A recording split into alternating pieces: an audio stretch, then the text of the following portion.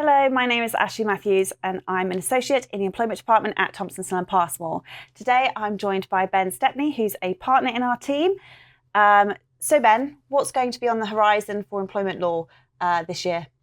Well, there are big changes coming this year, Ashley. Employers will need to get their heads around them and prepare in advance. So in autumn last year, we had the announcement of the Employment Rights Bill.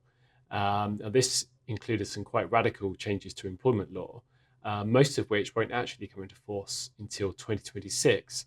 But there are some other changes to employment law that are going to come into effect this year, and employers will need to be aware of them and prepare for them in time for when they come into force.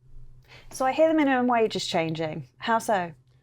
Well, the minimum wage is reviewed in April every year. This almost always means an increase. This year's increases are quite steep. This is partly because of inflation, but also because the government wants to gradually phase out the lower rate for 18 to 20-year-olds. So it wants eventually 18 to 20-year-olds to be have the same minimum wage rate as that currently applies for adults, that is age 21 and over. So the rate for 18 to 20-year-olds from April this year is going to go up by 16%, whereas the rate for adults is going to go up from 11.44 to £12.21 an hour, an increase of a slightly more modest 7%. So employers will need to plan ahead to make sure that those earning close to the minimum wage are still going to be compliant come April 2025. But employers will also need to think about those who are at the next grade up and maybe the grade up above that, because employers need to consider whether they need to increase their wage to maintain that differential from those who are grade below. So this is going to increase costs for employers at the same time that the national insurance contributions for employers is going to go up in April. So the cost of labour in this country is going to go up quite significantly in April. So what is neonatal leave and what do employers need to know? So this is a proposal to give 12 weeks paid leave to employees, mums and dads, whose babies require specialist care in a hospital. The idea is that if the baby is admitted to hospital for more than 7 consecutive days, then the employees can be entitled to neonatal leave. This is in addition to existing entitlements to maternity pay and paternity pay. And it can be taken at any point during the first 68 weeks of the baby's life. This is to reflect that the difficulties, the stress perhaps that employees who are new parents might suffer if their baby is admitted into specialist care. The pay will be paid at the same rate as maternity and paternity pay.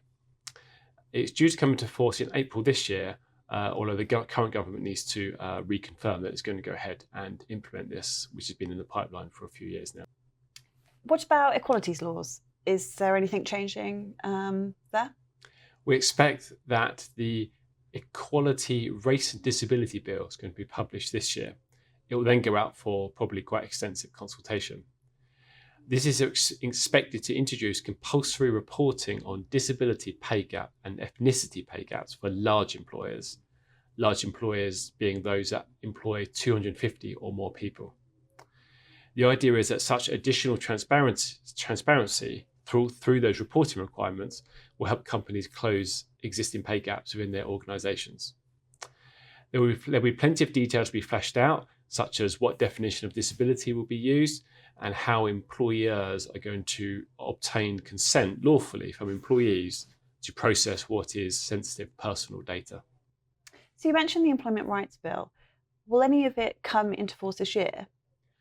Most of it will come into force next year, 2026, but some of the reforms regarding trade union rights will come into effect this year, 2025.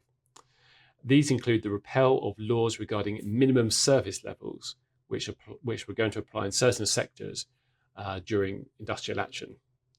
Also, the Trade Union Act 2016 will be repealed. What this introduced was a requirement that at least 50% of union members actually voted in a ballot in order for industrial action to be lawful.